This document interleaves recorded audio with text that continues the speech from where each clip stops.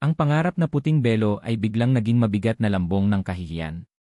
Hindi pa man ganap na natatapos ang musika na sumasaliw sa pagpasok ng mga abay, isang matinis na tunog ang umalingaw sa simbahan. Napatigil ang lahat. May humakbang patungo sa altar, isang abogado na may hawak na isang sobre. Ang pamilya Monteverde na nasa harap lang ay nagkatinginan. Si Alia, nakatayo sa dulo ng pasilyo, kasama ang kanyang ate Marisa at ang kanyang ama, ay nakaramdam ng biglang panlalamig. Bakit huminto ang seremonya? Nakita niya ang paglihis ng tingin ng mga bisita, ang bulong-bulungan. Ang lahat ng mata ay nakatuon sa kanya, hindi na sa paghanga kundi sa pagtataka. Nanginginig ang mga kamay ng pari nang tanggapin niya ang sobre. Bumalik ang katahimikan, mas mabigat kaysa sa anumang ingay. Hinubad ng pari ang kanyang salamin, at sa kanyang mukha, nakita ni Alia ang isang emosyon na hindi dapat makita sa isang kasal, awa. Mga minamahal na kapatid, tayo po ay nagtitipon dito upang saksihan ang pag-iisang dibdib ni na Dominic Alcantara at Alia Monteverde, nagsimula ang pari, ngunit ang kanyang boses ay tila may pilit. Subalit, mayroon po tayong nakarating na balita. Humakbang ang abogado na parabang may karapatan at umubo bago magsalita. Sa kapangyarihan po na ibinigay sa akin bilang legal na kinatawan ni Dominic Alcantara, formal ko pong ipinababatid sa lahat ng naririto na, sa kadahilanang hindi na po kayang ipaliwanag sa publiko, ang kasal po ni Dominic Alcantara at Alia Monteverde ay kinakansela na po. Walang anumang kasal na magaganap ngayon. Isang malakas na lagabog ang narinig. Bumagsak ang bokwet sa sahig. Si Alia.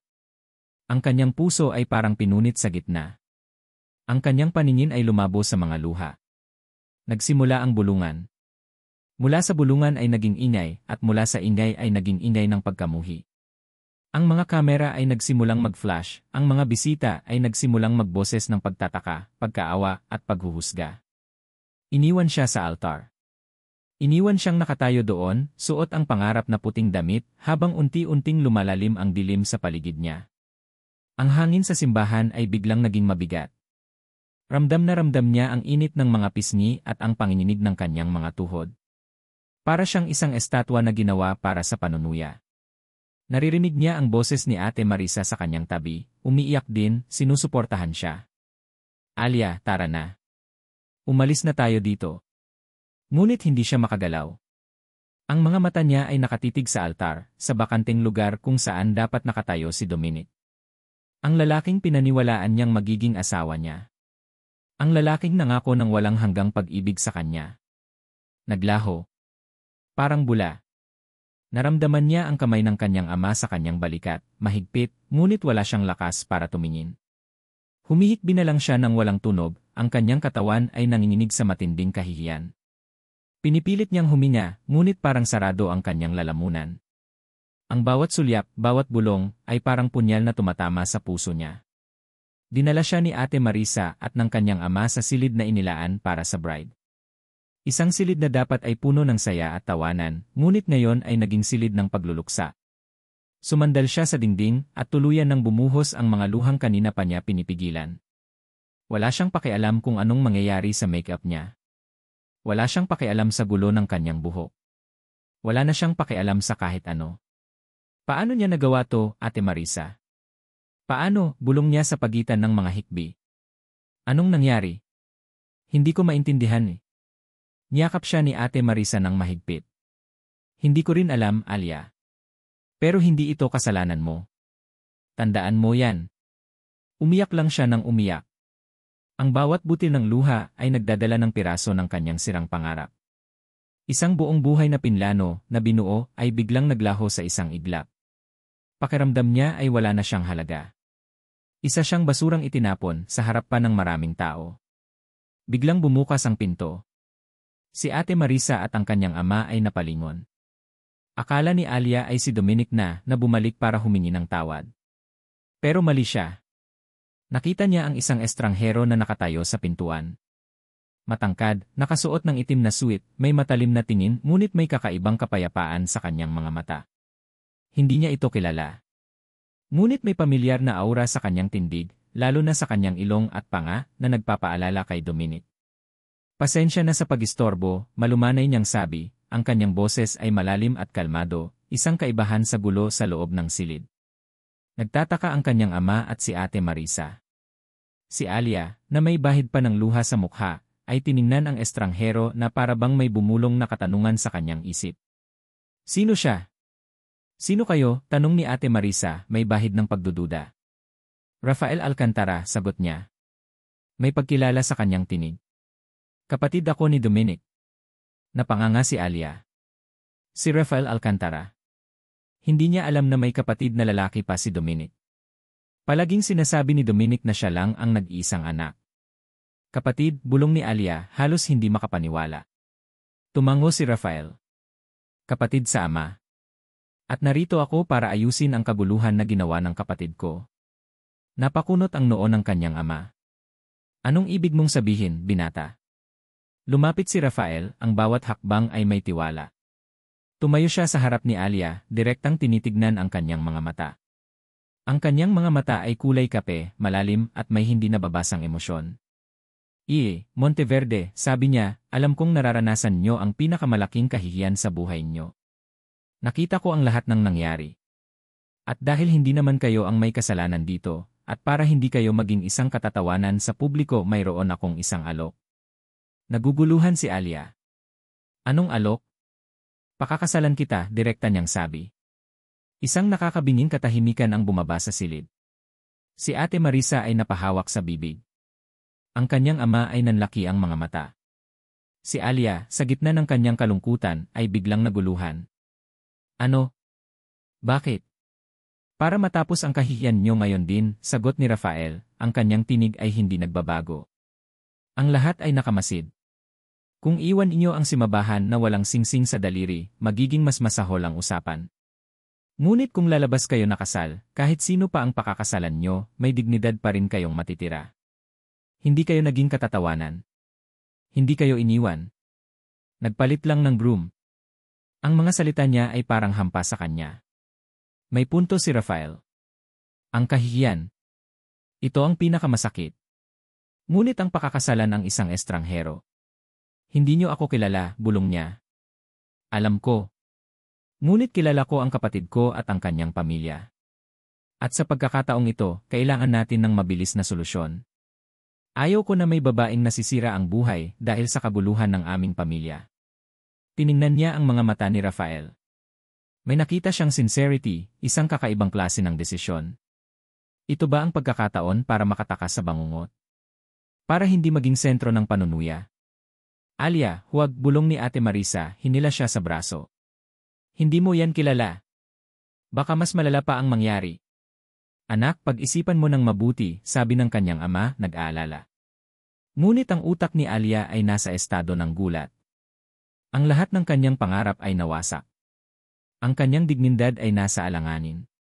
Kung sasang-ayon siya, matatakpan niya ang kahihiyan. Kahit ano, huwag lang siyang maging usap-usapan na iniwan sa altar. Papayag ako, sabi niya, halos hindi marinig. Nagkaroon ng bahagyang pagbabago sa mukha ni Rafael, isang mabilis na pagkindat ng isang hindi nababasang emosyon. Ngunit mabilis itong nawala. Mahusay, sabi niya. Ipapaayos ko ang lahat. Ang pari ay nandoon pa. Huwag kang mag-alala, Lilra Monteverde. O mas tama, Lilre Alcantara. Ang susunod na mga minuto ay parang blur. Binihisan siyang muli. Si Rafael ang nag-ayos ng lahat.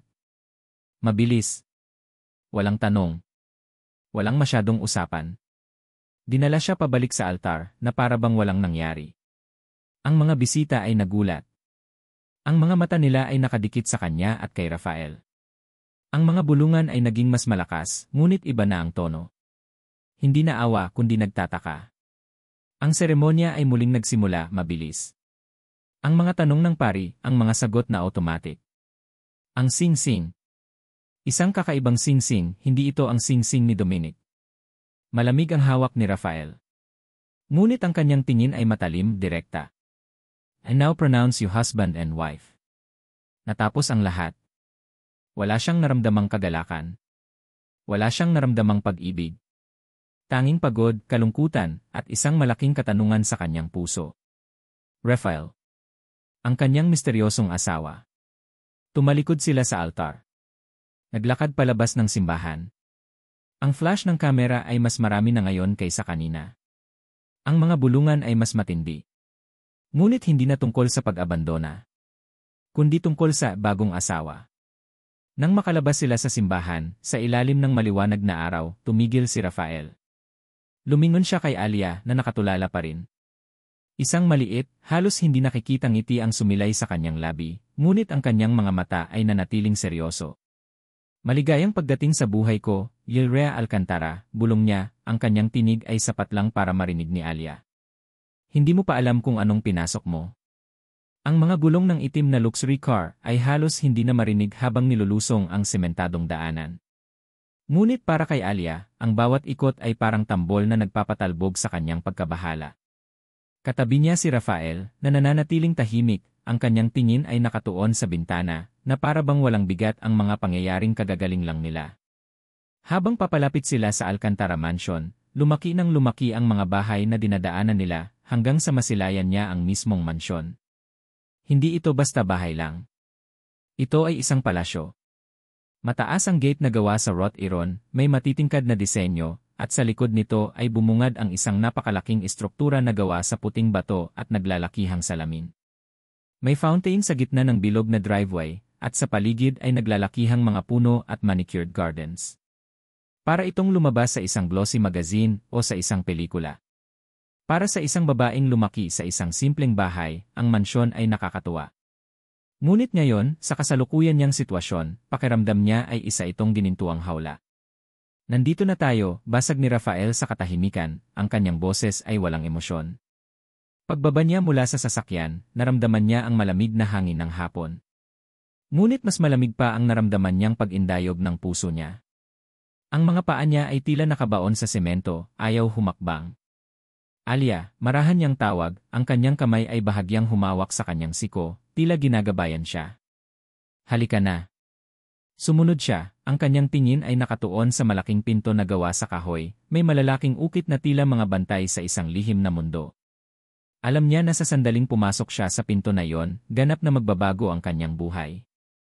Hindi na siya si Alia Monteverde na simple at nangangarap. Siya na si Yilrea Alcantara, asawa ng isang estranghero, at manugang ng isang pamilya na hindi niya kilala. Nagbukas ang pinto, at bumungad ang isang malawak na grand foyer, na may kumikinang na marble floor, at isang malaking chandelier na gawa sa kristal na nakasabit sa mataas na kisem. Ang mga dingding ay pinalamutyan ng mga orihinal na likha ng sining at mga antike na muebles. Ang lahat ay perpekto, walang bahid, halos nakakatakot. Maligayang pagdating sa Alcantara Mansion, Yilrea Alcantara, isang matigas na tinig ang umalingaw-ngaw sa hangin. Napaigtad si Alia. Nakatayo sa dulo ng hagdanan ang isang babae, nakasuot ng isang eleganteng itim na gown. Si Donna Elena Alcantara, ang ina ni Dominic. May suot siyang perla sa liig at sa tenga, at ang kanyang buhok ay nakapusod ng mahigpit. Ang kanyang mukha ay matalim, ang kanyang mga mata ay tulad ng dalawang yelo na tumitingin sa kanya. Hindi siya nakangiti. Hindi siya nagpakita ng anumang pag-aalinlangan. Tanging pagkasuklam. Inay, bati ni Rafael, walang emosyon. Huwag mo akong tawaging inay, matigas na sabi ni Donna Elena, hindi inaalis ang tingin kay Alia. Wala kang karapatan. Naramdaman ni Alia ang init ng kahihiyan na bumalik sa kanyang mga pisngi. Narito na. Ang pagharap sa ina ng lalaking nag-iwan sa kanya. At sa ina ng lalaking pakakasalan niya. Kaya ito pala ang babaeng pinalitan ng aking anak, direkta at matalim na tanong ni Donna Elena, ang kanyang tinig ay parang laslas sa balat. Hindi pa nga natatapos ang kahihiyan ng isa kong anak, gumawa naman ng panibago ang isa pa. Ano to, Rafael? Libangan mo ba ang manggulo sa pamilyang ito? Hindi pa ba sapat ang ginawa ng nanay mo? Nag-igting ang panga ni Rafael, ngunit nanatili siyang kalmado. Ito ang tamang bagay na gawin, inay. Hindi maaaring iwan ang babae sa altar. Isa itong kahihiyan para sa buong pamilya. Kahihiyan, tumawa si Donna Elena, ngunit walang saya sa kanyang tawanan. Kahihiyan. Ang pakakasalan ng isang hamak na babae na hindi naman namin kilala ay mas malaking kahihiyan. Ano ka ba, babae? Binalingan niya si Alia. Nagpapalipas ka ba ng oras sa paghahanap ng mga lalaking mayaman? Una, ang aking anak, ngayon naman ang isa pang anak, na alam mong hindi naman karapat-dapat sa aming apelyido. Umiinit ang ulo ni Alia, ngunit pinilit niyang manatiling tahimik. Gusto niyang sumagot, gusto niyang ipagtanggol ang sarili, ngunit alam niyang wala siyang laban. Wala siyang posisyon. Sumagot ka, sigaw ni Donna Elena, lumapit sa kanya. Anong intensyon mo sa pamilya ko? Ang pera namin? Ang apelyido namin? Bago pa makasagot si Alia, humakbang si Rafael sa pagitan nila. Hindi niya hinawakan si Donna Elena, ngunit ang kanyang tindig ay nagbigay ng isang pader. Tama na, inay, mariin niyang sabi. Nakasumpa na sila. Naging alkantara na si Alia. At bilang asawa ko, may karapatan na siya dito. Tinignan ni Donna Elena si Rafael ng may put. Wala kang alam sa pamilyang ito, Rafael. Palagi kang panggulo. Ngayon, nagdala ka pa ng isa pang panggulo. Makikita mo, balang araw, pagsisisihan mo ito, Alia. Pagsisisihan mong pumasok sa pamilyang ito. Pagkasabi nito, tumalikod si Donna Elena at umakyat sa hagdanan, ang bawat hakbang ay matigas at may tunog ng paghamak. Nanatili si Alia sa kanyang pwesto, nang hihina. Pakiramdam niya ay isa siyang basang-basahan na piniga. Ang kanyang puso ay kumikirot sa sakit. Ang ganitong klase ng pagtanggap ay mas masakit pa kaysa sa inaakala niya. Sumunod ka, sabi ni Rafael, ang kanyang tinig ay mas malambot ngayon. Inihatid siya ni Rafael sa isang silid sa ikalawang palapag. Ito ang bridal suite, ang silid na dapat ay pagbabahaginan niya at ni Dominic. Ngayon, ito ang magiging tahanan niya at ni Rafael. Ang silid ay malaki, may malambot na kama, eleganteng dekorasyon, at isang malaking bintana na tinatanaw ang luntiang hardin. Ngunit ang ganda nito ay hindi nakapagpawi sa lamig na nararamdaman niya. Dito ka muna mananatili, sabi ni Rafael, humakbang papasok. Inilapag niya ang kanyang maliit na bag na dala mula sa simbahan sa isang sofa. Ito ang kwarto ko, pero magkahiwalay tayo. Hindi ito isang totoong kasal. Wala tayong obligasyon sa isa't isa maliban sa panlabas na anyo. Naramdaman niya ang bahagyang pagkabigo, ngunit alam niyang ito ang tama. Isa lang itong kasunduan. Isang transaksyon. Salamat, bulong niya. May mga damit doon sa aparador, dagdag ni Rafael, itinuro ang isang malaking kahoy na aparador. Binili ko kanina. Sana magkasya sayo. Muling nagulantang si Alia. Naghanda siya. Hindi niya inaasahan ito. Nagtataka siya. Bakit? Bakit niya ginagawa ito? Bakit mo ito ginagawa? Hindi niya napigilan ang sarili na magtanong. Tumingin si Rafael sa kanya, ang kanyang mga mata ay tulad ng isang walang hangganang kape. Sinabi ko na. Ayaw kong may masirang buhay dahil sa kabuluhan ng pamilya Alcantara. Pero hindi ka naman obligadong gawin ito, giit ni Alia. Hindi mo nga ako kilala. Naglakad si Rafael papunta sa bintana, tinitigan ang labas. Maraming bagay ang hindi mo pa nalalaman, Alia. Sa ngayon, ang kailangan mo ay kapayapaan. At proteksyon. Ang apelyido ko ang makakapagbigay nito sa iyo.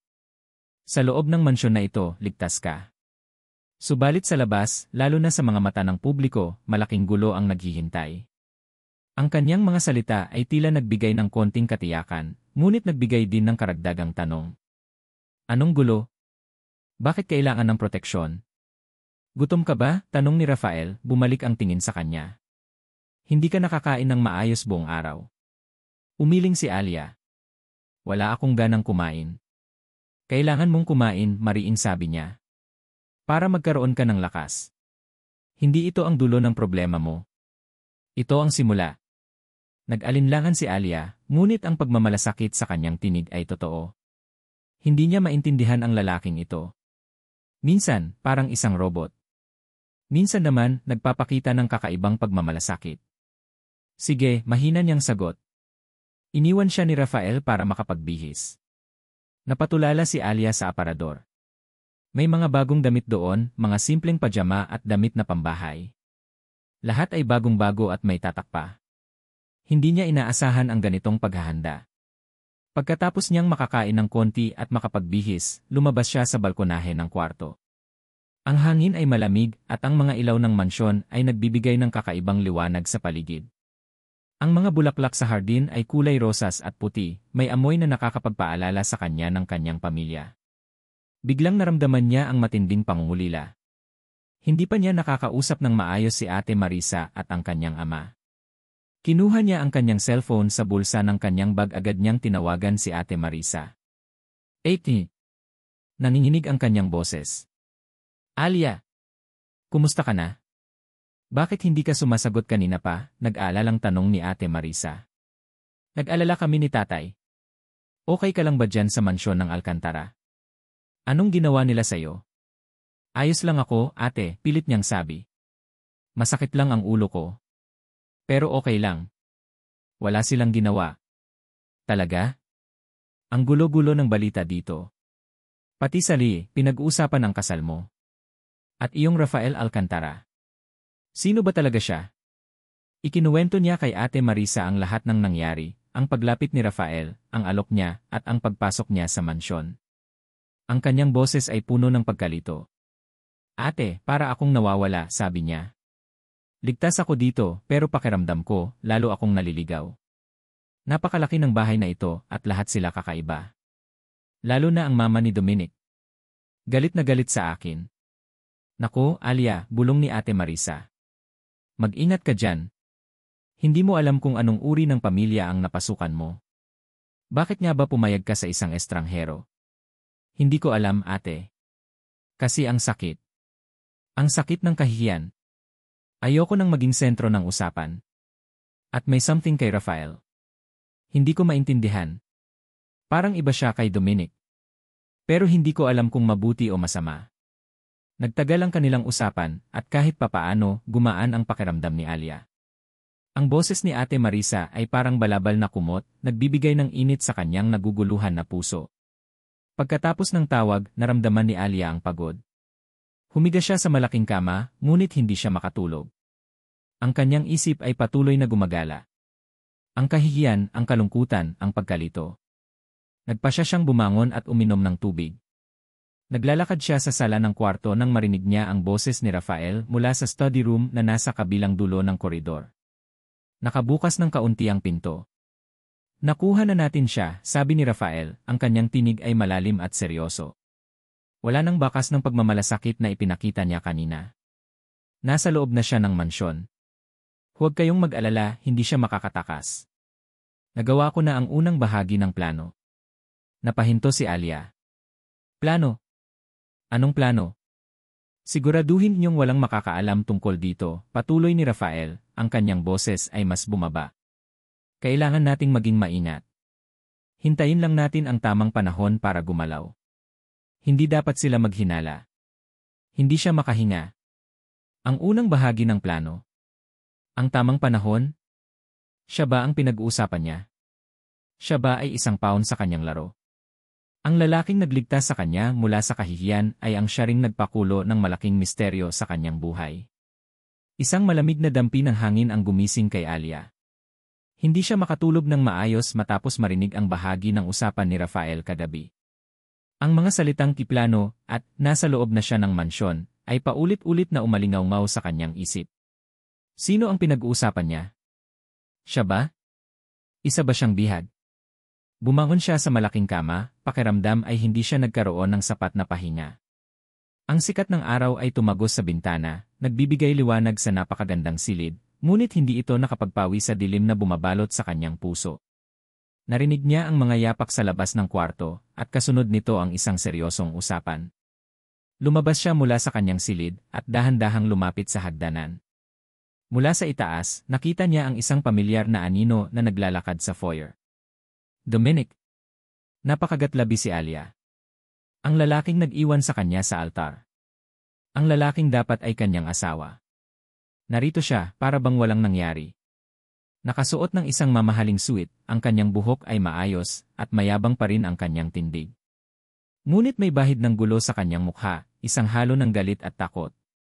Nasaan siya? Sigaw ni Dominic, ang kanyang boses ay umalingaw-ngaw sa malaking bahay. Nasaan ang babaeng pinakasalan ni Rafael? Lumabas si Doña Elena mula sa isang silid, ang kanyang mukha ay masama. Dominic! Ano ang ginagawa mo dito? Bakit ka bumalik? Inay, kailangan kong makita si Alia, gigil na sabi ni Dominic. Kailangan kong ipaliwanag ang lahat sa kanya. Hindi pwedeng ganito lang. Huwag mong sabihin yan sa akin, Dominic, galit na sabi ni Donna Elena. Ikaw ang nagdala ng kahihiyan sa pamilyang ito. Ngayon, ang kapatid mo na walang silbi, nagdala pa ng isa pang kahihiyan. Ang pagtatalo ng mag-ina ay naririnig sa buong mansyon. Bumaba si Alia sa hagdanan, ang bawat hakbang ay mabagal at may pag-aalinlangan. Ayaw niyang harapin si Dominic, ngunit alam niyang kailangan niya itong gawin. Nang makita siya ni Dominic, namutla ang mukha nito. Alia! Darling! Salamat sa Diyos at ayos ka lang. Bakit ka narito? Anong ginawa sa iyo ng Rafael na yan? Nilapitan siya ni Dominic, ngunit humakbang paatras si Alia. Dominic, ang kanyang boses ay malamig, walang anumang init. Ano ang ginagawa mo rito? Alia, kailangan mong pakinggan ako, mabilis na sabi ni Dominic, hinawakan ang kanyang mga braso. Ngunit agad itong binitiwan ni Alia. Pinilit lang ako. Hindi ko ginusto ang nangyari. May mga dahilan ako.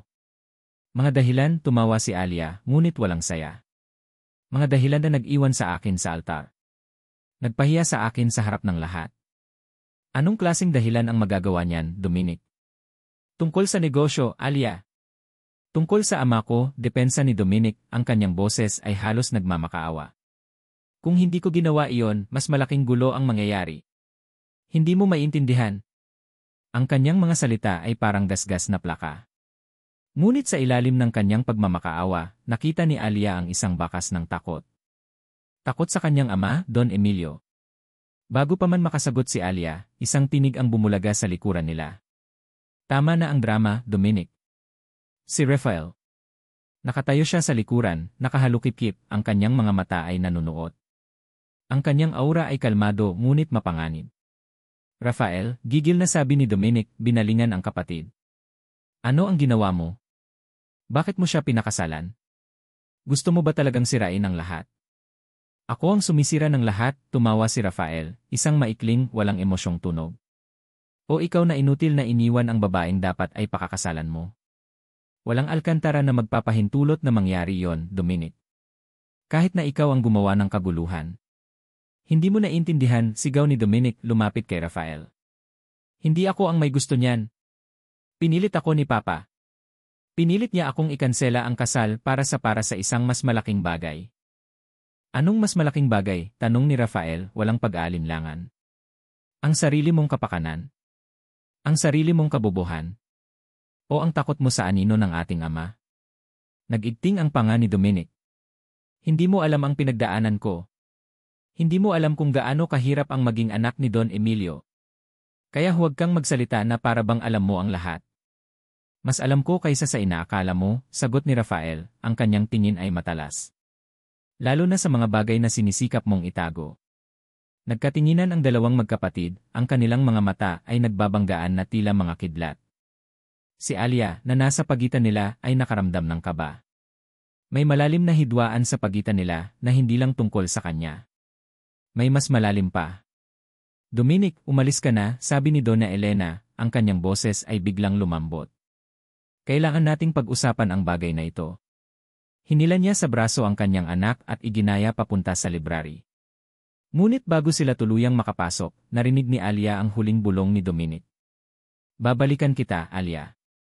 Hindi ka sa kanya. Nanatili si Alia sa kanyang pwesto, ang kanyang puso ay kumikirot. Bakit bumalik si Dominic? At anong mas malaking bagay ang pinag-uusapan niya? Nang mag-isa na si Alia, nagsimulang gumana ang kanyang utak. May kakaiba sa Dominic na nakita niya ngayon. Hindi lang basta takot, kundi may bahid din ng pagtatago. Kung may iniiwasan siyang mas malaking gulo, maaaring mayroon siyang alam na mahalagang impormasyon. Napansin niya ang isang maliit na backpack ni Dominic na naiwan sa upuan sa foyer, marahil ay nahulog ito habang nag-aaway sila. Mayroon itong labas na bulsa na bahagyang nakabukas. Kinuha niya ito, nag-aalinlangan. Mali ba ang ginagawa niya? Ngunit ang pagkausisa ay mas malakas kaysa sa kanyang konsensya. Dinala niya ang backpack sa kanyang silid. Binuksan niya ang zipper ng bulsa sa labas. Walang nakita si Alia maliban sa isang baluktot na resibo ng isang coffee shop at isang maliit na C-card na nakalagay sa isang case ng credit card. Pinaghihinalaan niya ang AC card. Dahan-dahan niyang binuksan ang case ng credit card. At doon, nakasuksok sa likod ng AC card, ang isang lumang litrato. Isang litrato ni Dominic, nakangiti, yakap ang isang babaeng hindi niya kilala. Nakasuot ito ng puting summer dress, ang kanyang buhok ay mahaba at kulot. Maganda ang babae, at ang pagkakayakap ni Dominic ay masyadong malapit para sa isang kaibigan lang. May petsa sa likod, 3 buwan bago ang kasal. Nagulat si Alia, ngunit ang pagkabigla ay naging galit. May iba si Dominic? Ito ba ang dahilan? Nang makita niya ang likod ng litrato, may nakasulat na maliit na numero ng telepono at isang text message, "Call me immediately. We need to settle this. It's about her. Tonight. Tawagan mo ako agad. Kailangan nating ayusin ito. Tungkol ito sa kanya." Ngayong gabi. Nag-igting ang panga ni Alia. Hindi lang pala takot si Dominic kundi isang traidor. May ibang babae si Dominic. At ang tika niya sa text message siya ba yon? Isang pakiramdam ng panibagong pagkakanulo ang bumalot sa kanya. Hindi siya iniwan dahil sa negosyo o dahil sa Don Emilio. Iniwan siya dahil may iba si Dominic. At ang kasal nila ay isang paraan para itago ang lihim na yon. Ang litrato ni Dominic kasama ang ibang babae at ang mensaheng, "Call me immediately. We need to settle this. It's about her. Tonight," ay parang sumpa na patuloy na bumubulong sa isip ni Alia. Nag-iwan ito ng mapait na lasa sa kanyang dila. Kaya pala siya iniwan sa altar. Hindi dahil sa negosyo o sa papa niya, kundi dahil may iba. Isa siyang tanga para maniwala sa pagmamakaawa ni Dominic. Ang galit na naramdaman niya para kay Dominic ay biglang bumalik. Ngunit kasama nito, isang bagong katanungan ang umusbong, kung si Dominic ay may ibang karelasyon, bakit niya pa sinasabing pinilit lang siya ng ama niya? May mas malaki pa bang itinatago ang pamilya Alcantara bukod sa kataksilan ni Dominic? Kinabukasan, sa hapagkainan ng Alcantara Mansion, naroon si Don Emilio, ang ulo ng pamilya, na nakaupo sa dulo ng mahabang mesa. Si Donna Elena ay nasa kanyang tabi, tahimik ngunit may pait sa mga mata. Si Rafi naman ay nakaupo sa tapat ni Alia, kalmado ang tindig, ngunit paminsan-minsan ay sumusulyap sa kanya.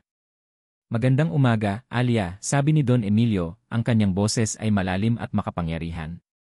Wala siyang ipinakitang kahit anong emosyon na dulot ng kaguluhan kahapon. "Magandang umaga po, Don Emilio," sagot ni Alia, pilit ang ngiti.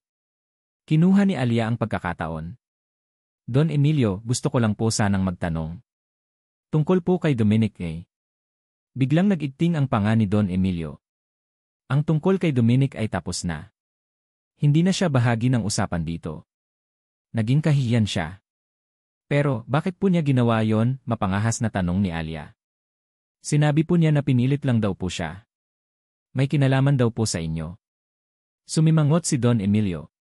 Mga kalokohan. Ang anak na yon ay mahina at duwag. Ginagamit lang ako para pagtakpan ang kanyang sariling pagkukulang. Huwag mo nang intindihin ang mga sinasabi niya. Subalit, kung totoo po ang sinasabi niya, may kinalaman po ba ito sa negosyo ninyo? O sa mga transaksyon ninyo? Patuloy ni Alia, ang kanyang boses ay nanginginig sa pagtatangka niyang magpakatapang. Nag-usap po kasi sila ni Rafael kahapon, at mukhang may mga hindi po sila pinagkakasunduan tungkol sa mga gawain ng kumpanya. Nagulat si Alia nang biglang ihampas ni Don Emilio ang kanyang kamay sa mesa. Kumalabog ang mga plato at baso. Hindi mo dapat pinakikialaman ang mga bagay na hindi mo nauunawaan, Alia, matigas na sabi ni Don Emilio, ang kanyang mga mata ay parang dumidilim. Ang pamilyang ito ay may sariling mga lihim. At hindi ka namin hahayaan na hukayin ang mga ito. Maliwanag. Naramdaman ni Alia ang panlalamig ng dugo. Isang banta. Direktang banta. Nag-aalala si Rafael na nasa tapat niya at bahagyang umiling, senyales na huwag na niyang ituloy. Mas mabuti pa kung ilaan mo ang iyong oras sa pag-aaral kung paano maging isang disenteng Alcantara, Alia, sabi ni Donna Elena, ang kanyang boses ay puno ng paghamak. Hindi ang mag-uusisa sa mga bagay na hindi mo sakop. Sa mga sumunod na araw, naging mas maingat si Alia. Ngunit ang pagkausisa niya ay lalong lumalim. Alam niyang may tinatago si Don Emilio. Isang hapon, habang naglilinis ang mga katulong sa mansyon, napansin ni Alia si Manang Celia, ang matagal ng labandera ng pamilya Alcantara. Si Manang Celia ang pinakamatanda sa mga katulong, at madalas ay nakaupo lang sa hardin, nagtatahi. Nilapitan ni Alia si Manang Celia. Manang Celia, pwede po ba akong magtanong? Nagulat si Manang Celia, ngunit ngumiti rin. Naman, iha. Ano yon? Matagal na po kayo sa pamilya Alcantara, Manang Celia, di po ba? Tanong ni Alia, mahina ang boses. Naku! Simula pa noong bata pa si Don Emilio. Ako ang nagpalaki kay Dominic at nakita ko rin si Rafael noong bata pa siya, kahit na hindi siya masyadong pinapansin ng Don at Donna Elena. Manang, may mga problema po ba dati sa negosyo ng pamilya Alcantara? O si Don Emilio? Kasi po, parang may mga hindi po sila pagkakaintindihan ni Rafael. Nagbago ang ekspresyon ni Manang Celia. Ang kanyang mga mata ay lumaki ng bahagya at mabilis siyang sumulyap sa paligid. Naku, iha, bulong ni Manang Celia, ibinaba ang kanyang tinahi. Hindi maganda ang mag-usisa sa mga bagay na yan. Ang Don malalim ang mga lihim niyan. May mga narinig-rinig ako dati, noong bata pa ako. Na marami siyang naagrabyado sa mga negosyo. May mga kumpanyang bigla na lang nalugi pagkatapos niyang lapitan. Pero tsismis lang yan. Anong klaseng kumpanya po, Manang? Tanong ni Alia, desperado.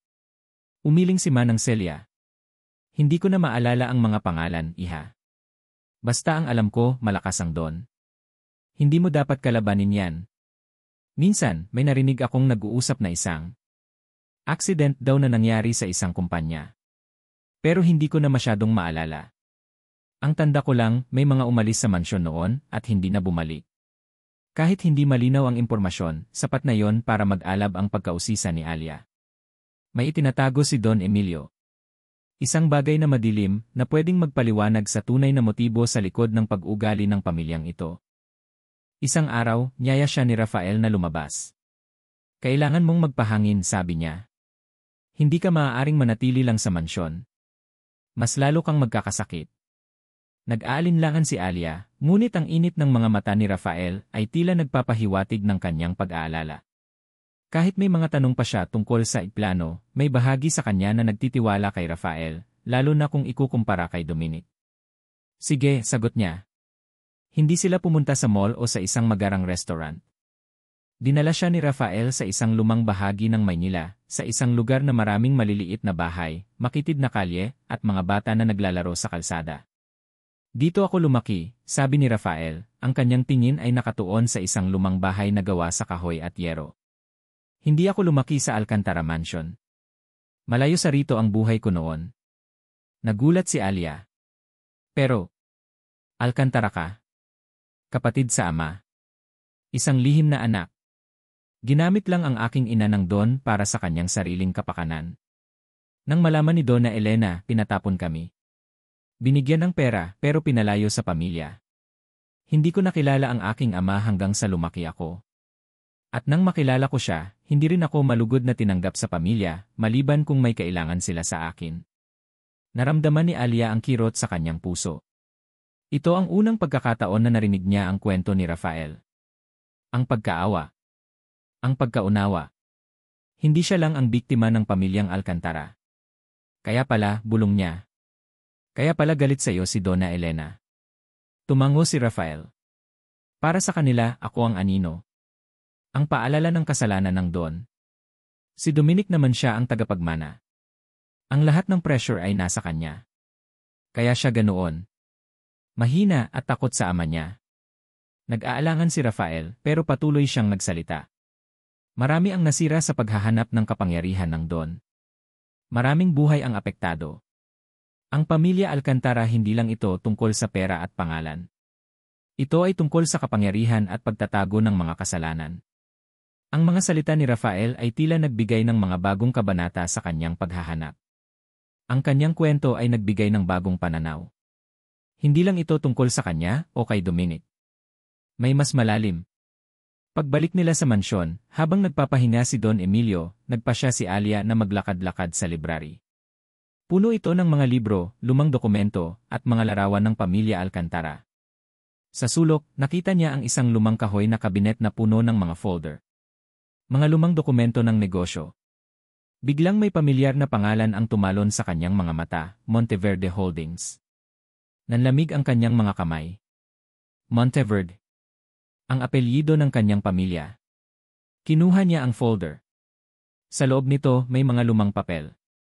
Mga legal na dokumento. Mga report ng financial audit. At isang kopya ng isang article sa pahayagan. Ang artikulo ay nakasulat sa Tagalog, may petsa na halos 20 taon na ang nakalipas. Ito ay tungkol sa biglaang pagbagsak ng Monteverde Holdings, isang kumpanya na pag-aari ng kanyang ama. Ang balita ay tungkol sa hindi maipaliwanag na pagkalugi at mga anomalya sa pagpapatakbo. At sa huling talata, may binabanggit na isang malaking korporasyon na bigla na lang bumili ng mga assets sa murang halaga, hindi nagpakilala. May larawan din lumang litrato. Hindi niya inakala na makikita niya ang kanyang ama, kasama si Don Emilio Alcantara, magkatabi, nakangiti. Nasa likuran nila ang isang lupain na may mga guho. Anong ginagawa mo?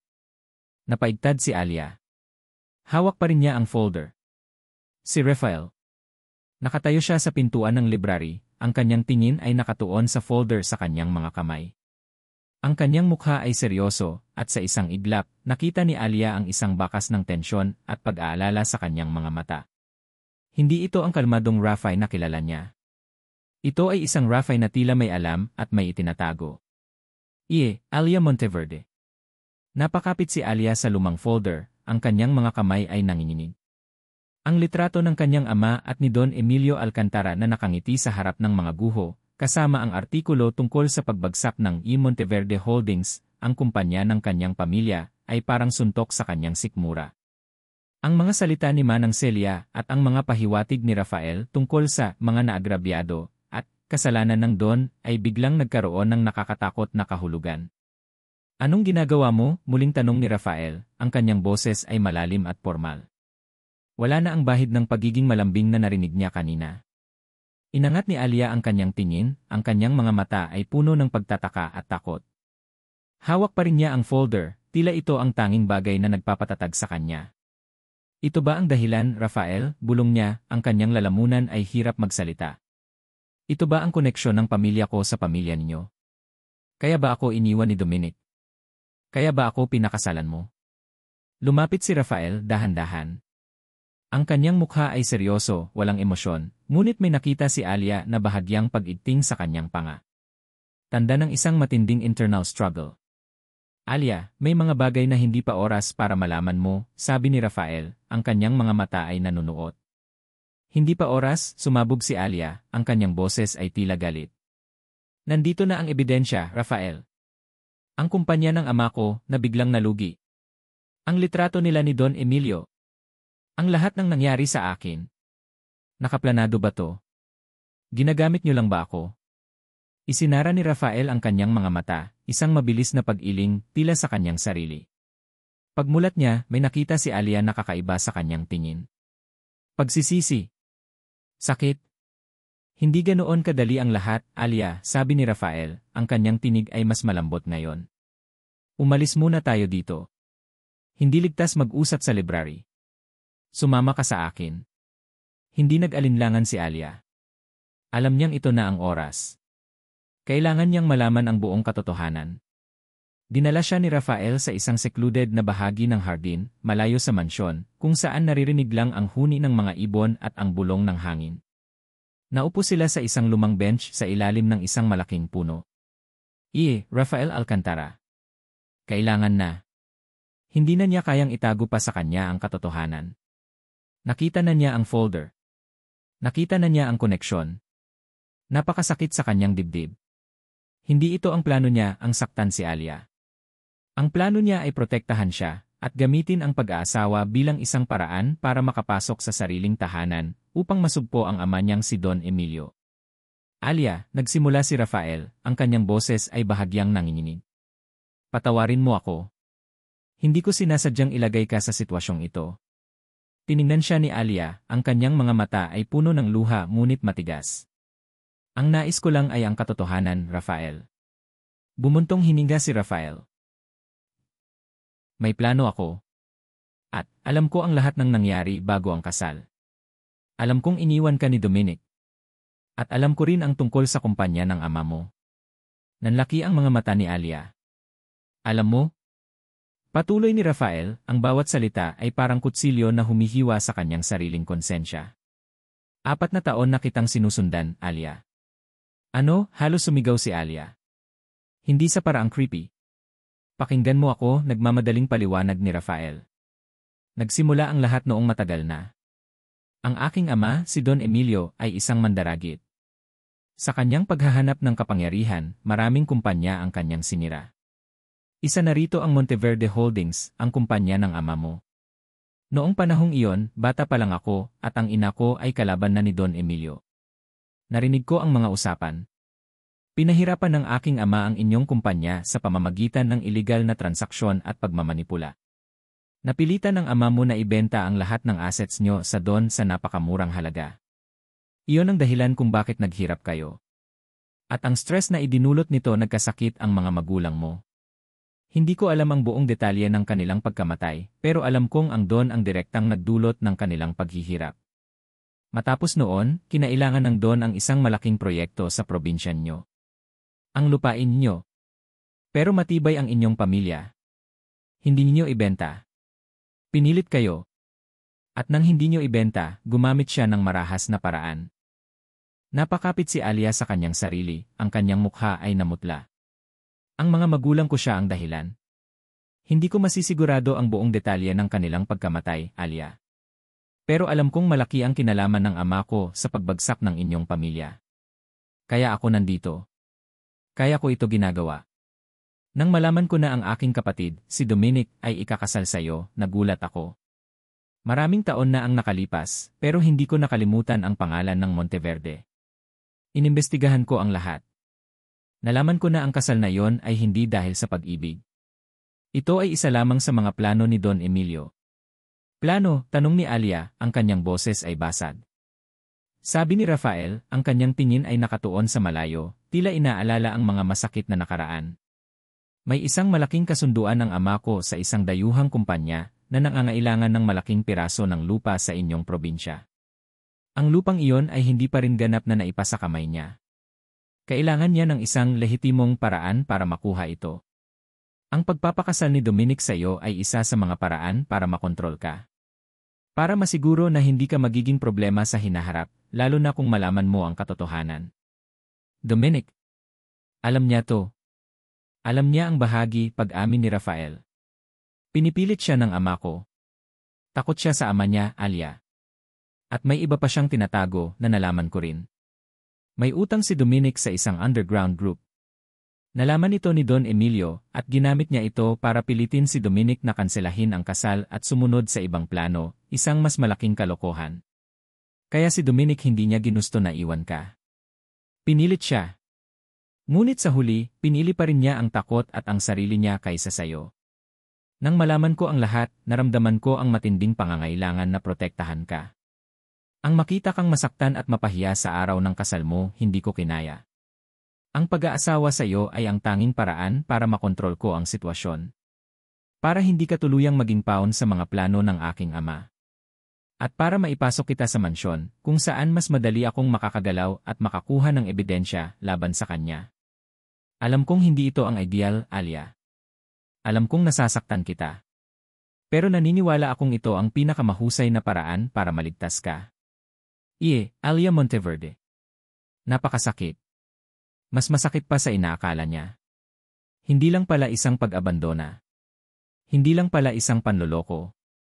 Ito ay isang masalimuot na plano, isang malalim na kasalanan na ang pamilya niya ang naging biktima. At siya ang huling piraso ng puzzle. Ang kasal niya kay Rafael isang paraan para makapasok sa sariling tahanan at labanan ang sariling ama. Nagsimulang tumulo ang kanyang mga luha, mas mainit kaysa kanina. Galit. Frustration. Paghati. At isang malalim na pagkabigo. Ginawa mo akong isang bagay, Rafael, sabi niya, ang kanyang boses ay puno ng pait. Isang kasangkapan sa laban mo sa ama mo. Iginaya mo ako sa loob ng inyong tahanan, alam mong ako ang anak ng mga sinira niya. Ginawa mo akong manika. Hindi, Alia. Hindi ganoon ang intensyon ko, mabilis na sabi ni Rafael, sinusubukang lumapit. Hindi, tumawa si Alia, isang mapait na tawa. Niloko mo ako. Tinago mo ang katotohanan. Ginawa mo akong biktima, Rafael. Tulad ni Dominic. Tulad ng ama mo. Pare-pareho kayo. Tumayo si Alia. Hindi niya na kayang manatili doon.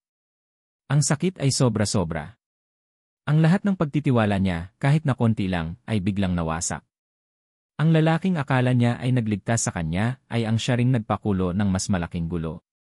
Alia, pakinggan mo ako, pagmamakaawa ni Rafael, tumayo rin. Ginawa ko ito para sa'yo. Para protektahan ka. Protektahan, sigaw ni Alia, binalingan siya. Mula saan? Mula sa katotohanan. Ano pa bang hindi mo sinasabi sa akin, Rafael? May iba pa bang plano? May iba pa bang kasinungalingan? Hindi na siya naghintay ng sagot. Tumakbo siya, palayo kay Rafael, palayo sa mga kasinungalingan, palayo sa Alcantara Mansion. Gusto lang niyang makatakas, makahinga. Pero sa kanyang pagtakbo, sa isang biglaang pagliko, bumangga siya sa isang matigas na katawan. Alia. Si Dominic. Nakatayo siya sa harap niya, ang kanyang mga mata ay nanlaki sa gulat, ngunit agad na napalitan ng isang rurok ng ngiti. Isang rurok ng ngiti na parang may alam. Narinig mo na, tanong ni Dominic, ang kanyang ngiti ay lumalim. Ang lahat ng katotohanan. Sabi ko na nga ba, hindi ka dapat magtiwala sa kanya. Isang laro lang ang lahat. Nanatili si Alia sa kanyang pwesto, ang kanyang puso ay kumikirot. Napapalibutan siya ng kasinungalingan. Wala siyang kakampi. Wala na siyang malapitan. Ang mukha ni Dominic na may bakas ng ngiti ang sumalubong kay Alia. Ang kanyang mga salita, narinig mo na. Ang lahat ng katotohanan. Sabi ko na nga ba, hindi ka dapat magtiwala sa kanya. Isang laro lang ang lahat, ay parang suntok sa kanyang sikmura, nagpatindi sa sakit ng pagkakanulo. Nakaramdam siya ng matinding pagkadismaya. Hindi lang si Rafael ang naglihim. Ang lahat. Ang buong pamilya Alcantara ay parang isang laro ng kasinungalingan. Nagmamadaling lumapit si Dominic, ang kanyang mga mata ay puno ng pagmamakaawa, ngunit may nakatago ring katuwaan. Alia, alam kong nasaktan ka sa narinig mo. Pero tingnan mo, ipinapaliwanag ko na sa'yo. Pinilit lang ako ni Papa. Kung hindi ko ginawa ang gusto niya, mas malala pa ang mangyayari. Hindi ako ganoon kaduwag para iwan ka dahil sa iba. Hindi ako tulad ni Rafael na gagamitin ka lang para sa kanyang mga plano. Sinusubukan siyang hawakan ni Dominic, ngunit umiwas si Alia. Dominic, huwag mo akong paikutin, malamig niyang sabi.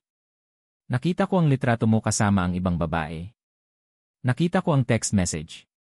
Huwag mong sabihin na pinilit ka lang. Sinungaling ka. Namutla si Dominic. Ang kanyang ngiti ay biglang nawala. Iyon. Mali ang iniisip mo, Alia.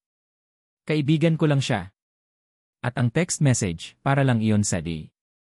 Para lang sa ano, Dominic, lumapit si Rafael. Ang kanyang boses ay puno ng galit, ang kanyang mga mata ay nanunuot. Para sa utang mo? Para sa mga transaksyon mo sa mga taong hindi dapat kasama ang pangalan ng pamilyang ito? Hindi mo lang siya iniwan, Dominic. Ipinagpalit mo ang kasal niyo sa sarili mong kaligtasan. Nagulat si Alia. Mas marami pang lihim si Dominic. Ano, bulong ni Alia. Alia, huwag kang maniwala sa kanya, sigaw ni Dominic, binalingan si Rafael. Nagsisinungaling siya. Gusto ka lang niya para gamitin laban kay Papa. Hindi mo ba nakikita? Ang lalaking iyan ay mas mapanlinlang pa kaysa sa inaakala mo. Nagpatuloy ang pagtatalo ng dalawang magkapatid. Ngunit para kay Alia, pareho silang sinungaling. Pareho silang naging bahagi ng kanyang pagkasira. Napuno siya ng pagkalito, kawalan ng pag-asa. Sino ang paniniwalaan niya? Wala na siyang tiwala sa kahit sino. Tumigil kayo, sigaw ni Alia, ang kanyang boses ay nanginginig. Ayoko nang marinig ang kasinungalingan niyo. Pareho kayong sinungaling. Pareho kayong naging dahilan ng sakit ko. Tumakbo si Alia pabalik sa kanyang silid, iniwan ang dalawang magkapatid na nagtatalo. Sumara ang pinto, ngunit narinig pa rin niya ang huling sigaw ni Dominic, babalikan kita, Alia. Babalik ako para sa'yo. Napahiga si Alia sa kama, umiiyak. Ang lahat ng emosyon ay naghalo-halo, galit, lungkot, pagkadismaya, at matinding pagkalito. Ayaw na niyang manatili sa mansyon na ito. Gusto na niyang umuwi sa kanyang simpleng buhay kahit panasira na iyon. Naramdaman niya ang malamig na tinig ni Donna Elena na pumapasok sa kanyang kwarto. Kaya ito pala ang resulta ng pagiging tanga mo, matigas na sabi ni Donna Elena, nakatayo sa pintuan, nakahalukit-kit. Ang akala mo, makakahanap ka ng kaligayahan sa pag-aasawa ng isang Alcantara. Pero tingnan mo ngayon. Basura ka. Isang babaeng walang halaga na ginamit lang ng dalawang lalaki. Hindi sumagot si Alia. Wala siyang lakas. Naisip mo ba na magiging katulad ka namin? Patuloy ni Donna Elena, lumapit. Ang pamilya Monteverde ay walang halaga. Ang iyong ama ay isang tanga. Ang kumpanya niya ay walang kwenta. At ikaw? Ginagamit mo lang ang iyong ganda para makahanap ng lalaking may pera. Isa kang oportunista. Tulad ng ina ni Rafael. Nag-angat ng tingin si Alia, ang kanyang mga mata ay puno ng galit. Huwag niyo pong idamay ang pamilya ko, Donna Elena. Hindi po ninyo kami kilala. Hindi kilala, tumawa si Donna Elena. Naku, kilalang kilala ko ang pamilya Monteverde. Ang pamilya na bumagsak dahil sa katangahan at hindi marunong humawak ng pera. At ngayon, sinusubukan mong sumama sa aming pamilya para lang makakuha ng yaman. Pero hinding-hindi ka namin tatanggapin. Walang-wala ka. Mali po ang iniisip ninyo, sigaw ni Alia. Hindi po ako nagpakasal kay Rafael dahil sa pera. Hindi ko po alam ang plano niya. Huwag kang magkunwari, galit na sabi ni Donna Elena. Ngayon na alam mo ang totoo, ano? Iiyak ka. Kawawa ka naman. Isang babaeng walang silbi, na iniwan sa altar, at ngayon, ginamit lang ng anak na bastardo ng asawa ko. Wala kang lugar dito. Mas mabuti pa kung umalis ka na. Habang may natitira pang kahihiyan sa sarili mo. Napakasakit ng mga salita ni Donna Elena. Tinagos nito ang kanyang puso. Tama ba siya? Wala ba talaga siyang halaga? Umalis si Donna Elena, iniwan si Alia na nag-iisa, umiiyak. Ang mga luha ay patuloy na bumubuhos, hindi na dahil sa sakit, kundi dahil sa matinding kalungkutan at kawalan ng pag-asa. Lumipas ang oras. Hindi alam ni Alia kung gaano na siya katagal na nakahiga sa kama, balot ng kumot. Biglang may kumatok sa pinto. Alia. Boses ni Rafael. Hindi siya sumagot. Alia, alam kong galit ka, sabi ni Rafael mula sa labas. Pero kailangan nating mag-usap. Hindi ko kaya na mag-isa kang harapin ang lahat ng ito. Nag-alinlangan si Alia. Ngunit may bahagi sa kanya na gusto pa ring malaman ang buong katotohanan. Dahan-dahan niyang binuksan ang pinto. Nakatayo si Rafael sa labas, ang kanyang mukha ay pagod at may bakas ng kalungkutan. Walang bakas ng ngiti o katuwaan sa kanyang mukha. Tanging matinding pag-aalala. Alia, nagsimula si Rafael. Alam kong mahirap tanggapin ang lahat. Hindi ko sinasadyang saktan ka. Ang tanging layunin ko ay protektahan ka mula sa ama ko. Alam kong mahirap paniwalaan pero totoo ang mga sinasabi ko. Paano ako maniniwala sa iyo, Rafael? Tanong ni Alia, ang kanyang boses ay basag. Niloko mo ako. Ginawa mo akong bahagi ng plano mo. Tulad din ang ginawa ni Dominic at ng ama mo. Hindi ako tulad nila, Alia, matigas na sabi ni Rafael. Kung gusto mo ng patunay, ipapakita ko sa iyo. Mayroon akong mga dokumento, mga ebidensya, na hindi lang patunay na sinira ng ama ko ang pamilya mo, kundi patunay din na siya ang nasa likod ng maraming iligal na transaksyon na naglagay sa panganib sa maraming tao. Dahil sa kanya, may mga taong namatay. Dahil sa kanya, may mga pamilyang nasira. Lumabas si Rafael ng isang manipis na folder mula sa kanyang jacket. Nag-aalinlangan si Alia, ngunit ang pagkausisa niya ay mas malakas. Binuksan niya ang folder. Sa loob ay mga bank statements, mga kontrata, at mga audio recording ng mga pag-uusap. Ang mga ito ay pruweba na si Don Emilio ay may koneksyon sa isang illegal logging company. Ginagamit niya ang lupain na dapat ay para sa resettlement ng mga lumika sa kanilang mga tahanan, para sa sarili niyang interes. At ang mga taong sumuway sa kanya nawawala. O namamatay. Nanlaki ang mga mata ni Alia. Hindi na ito tungkol lang sa kanya. Ito ay tungkol sa malalim na krimen. Ang mga taong ito, itinuro ni Rafael ang ilang pangalan sa dokumento. Sila ang mga taong namatay matapos tangkaing labanan ang ama ko. Ang mga ito ay mga ebidensya na pwedeng magdala sa kanya sa kulungan. Ginugol ko ang maraming taon sa paghahanap ng mga ito. At ikaw, Alia, may bahagi ka sa kwentong ito, higit sa inaakala mo. Ang lupain na pilit nilang kinukuha sa inyong probinsya yon ang susi. Nagsimulang gumaan ang pakiramdam ni Alia. Hindi pa rin niya lubos na mapagkakatiwalaan si Rafael, ngunit ang mga ebidensya ay sapat para magtanim ng isang maliit na butil ng pag-asa. Hindi siya nag-iisa sa laban na ito. Naramdaman ni Alia ang panginginig ng kanyang cellphone. Kinuha niya ito. Isang text message mula sa isang unregistered number. Alia, mag-ingat ka. Hindi mo alam kung anong uri ng gulo ang pinasok mo. May mga mata na nakabantay sa'yo. Huminto ka sa pag-uusisa. Naramdaman ni Alia ang lamig na tumagos sa kanyang balat. May sumusunod sa kanya. Si Don Emilio. Alam niya na nag-imbestiga siya. Hindi pa man niya napapagdesisyonan ang kanyang susunod na hakbang, muling narinig ni Alia ang boses ni Dominic. Mula sa hallway sa kabilang dulo ng mansyon. Ngunit hindi na siya nakikipag-away kay Rafael. May kausap siya sa telepono. Hindi sinasadya, narinig ni Alia ang bahagi ng usapan. Alam ko, sabi ni Dominic, ang kanyang boses ay nanginginig. Nandyan si Rafael. Kailangan nating ayusin ito. Hindi niya dapat malaman ang totoo. Kailangan nating tanggalin ang hadlang. Nagulantang si Alia. Tanggalin ang hadlang. Si Rafael ba ang tinutukoy niya? At sino ang kausap niya? Isang kasosyo ba sa krimen ni Don Emilio? O ang babaeng nasa litrato? Ang bawat lihim ay nagiging mas madilim at ang panganib ay lumalaki. Alia Monteverde. Napakapit si Alia sa pinto ng kanyang silid, ang kanyang mga kamay ay nanginginig. Ang boses ni Dominic sa telepono, ang mga salitang tanggalin ang hadlang at ang banta sa text message ay umalingaw-ngaw sa kanyang isip. Sino ang nagpadala ng text? Sino ang hadlang na yon? Si Rafael ba? Ang lahat ay tila bumubuo ng isang masalimuot na web ng kasinungalingan at panganib. Gabi na. Hindi siya makatulog. Ang mga ebidensya na pinakita ni Rafael ay sapat para magtanim ng pagdududa, ngunit hindi pa rin niya lubos na mapagkakatiwalaan ang lalaking ito na nagtago sa kanya ng napakaraming bagay. Naguguluhan siya. Mag-isa siyang kinakaya ang lahat, at ang pakiramdam ng kawalan ng pag-asa ay tila pumupulupot sa kanyang puso. Kinabukasan, isang malakas na ingay ang gumising kay Alia. Mga sigaw. Mga flashing lights. Mga kamera. Bumangon siya sa kama at lumabas ng silid. Mula sa itaas ng hagdanan, nakita niya ang isang kaganapan na nagpatigil sa kanyang hininga. Ang foyer ng Alcantara Mansion ay puno ng mga reporter. Ang mga ilaw ng kamera ay nag-blobline.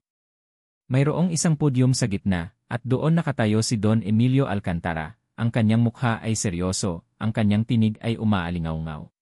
Ginang at Ginoo, salamat sa pagdalo ninyo sa biglaang press conference na ito. Nagsimula si Don Emilio, ang kanyang boses ay kalmado, ngunit may kapangyarihan. Narito ako ngayon upang tugunan ang mga isyong bumabalot sa aming pamilya, lalo na ang tungkol sa aking anak na si Dominic at sa kanyang bagong kasal na kapatid. Nagsimulang bumilis ang tibok ng puso ni Alia. May kung anong masamang pakiramdam ang bumalot sa kanya. Sa loob ng ilang linggo, kumalat ang mga chismis at mga haka-haka. Ngunit ngayon, oras na para lumabas ang katotohanan. Ang aking anak na si Rafael Alcantara, sabi ni Don Emilio, ang kanyang tingin ay matalim, ay matagal nang naging problema sa aming pamilya. Siya ay hindi kailanman nagpakita ng respeto sa aming pangalan. At ngayon, nagawa niya ang isang bagay na hindi katanggap-tanggap.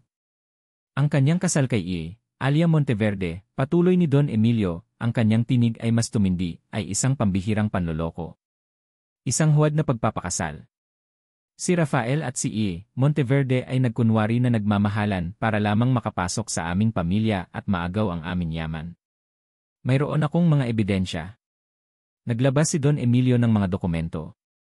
Mga peking bank statement, mga fabricated na kontrata, at mga larawan na tila nagpapakita ng ilihim na pagpupulong nina Alia at Rafael bago pa ang kasal. Lahat ay pinaniniwalaan. Ang mga reporter ay nagsimulang mag-ingay, ang mga flash ng kamera ay mas dumalas. Si Monteverde, dagdag ni Don Emilio, ay hindi naiba sa kanyang ina. Isang oportunista.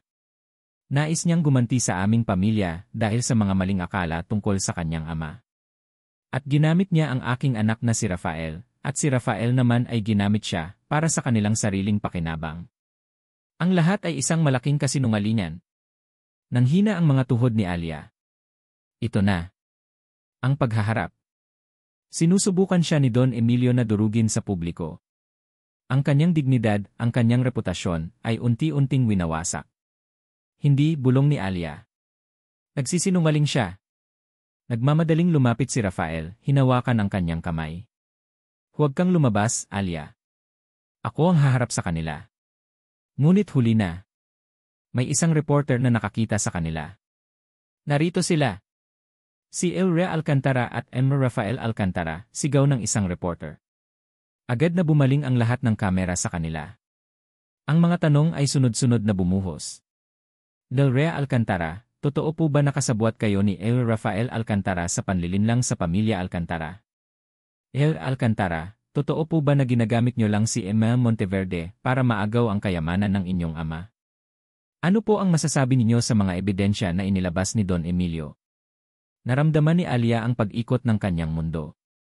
Ang mga boses ay naghalo-halo, nagiging isang malakas na ingay na tila bumibingi sa kanya. Ang mga mukha ng mga reporter ay parang mga mandaragit na handang lumapa.